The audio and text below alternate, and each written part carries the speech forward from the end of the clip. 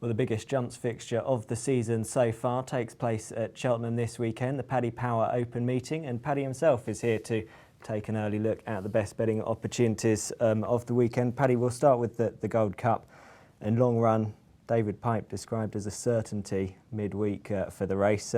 Is he proving popular with the punters? Well, as David Pipe was saying that long run is a certainty, his horse Great Endeavour was being backed off the board as we were speaking. So I'm not sure. I think he's trying to maybe deflect a bit of the pressure onto long run. But long run, I mean, the thing about the Paddy Power is that it tends to throw up a really good horse, like a Grade 1 horse. You got the likes of Exotic Dancer, Imperial Commander, and horses like that. You know, and with Tranquil Sea last year, we don't know how good he's going to be. But so you look if you're looking through the race, you're trying to find something there that might turn out to be great. I mean, you've got a few in there. You got Long Run, obviously, who's a Grade 1 winner. You got Great Endeavour, who's a Festival winner. You got Catch Me, who's a Grade 1 winner over hurdles. So you know, you got some really good quality horses, and any of them could improve to become like a proper Grade 1 horse. And I think Long Run is the most interesting one. I think if I mean, absolutely no disrespect to Sam Whaley-Cohen, but if he wasn't riding, I think, again, I don't know, McCoy was on or Geraghty was on or whatever, I think he might even be shorter than he is now.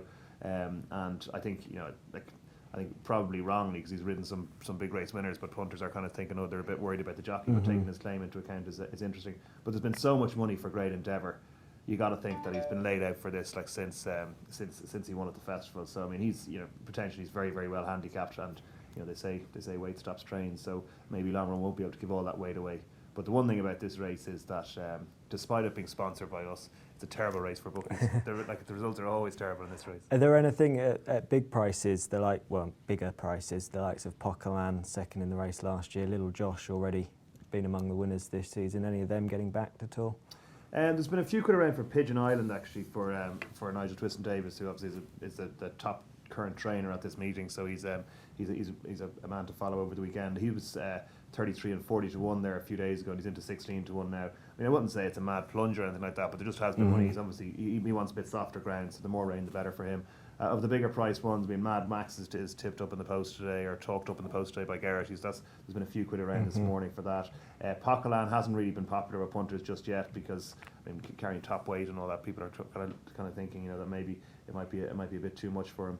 And Little Josh, I'd say he probably needs to jump a little bit better than he has done. I mean, I know he dead heated the last time, but his jumping can be suspect. So he hasn't been that popular. So really, it's one of those ones we're looking at it. I think we're really looking down the barrel at a 2-horse book on the day. Now, Catch Me I should have mentioned Catch Me. He's been very popular for Federal Grade. He won it last year with Tranquil Sea, and he's been back from 12s into 8s in the last few days. And you know, the word coming out of the O'Grady yard is that, you know, Catch Me is very well treated. To be fair, he looks well treated for a Grade 1 hurdler, but he was disappointing the last day behind Captain Seavey. So, but I think it's going to turn out we're going to be absolutely up to our back teeth. I was going to say something else there, but up to our back teeth, and in Long Run or Great Endeavour or both. And I honestly can't see anything other than one of those two winning.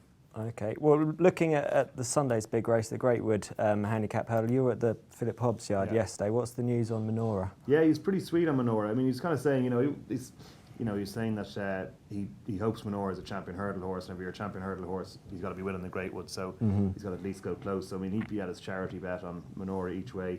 But I mean, Sanctuary looked so good at the festival, and then got beat at Aintree, didn't he? So that, you know, the Nichols horse, some of them had gone over the edge at that stage. So it's hard to know.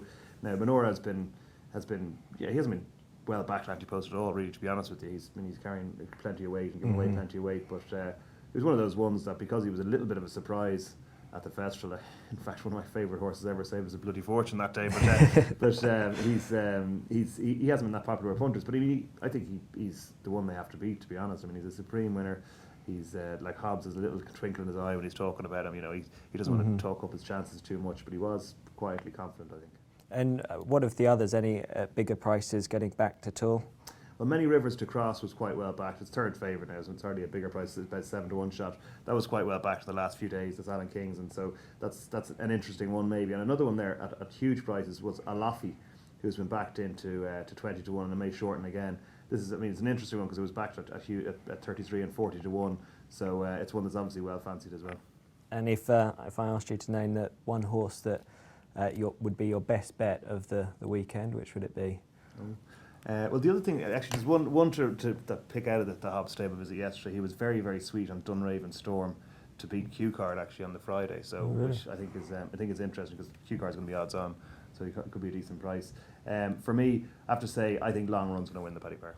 Okay, well thanks Paddy, and don't forget you can see all the highlights to the Paddy Power Open meeting here on RPTV.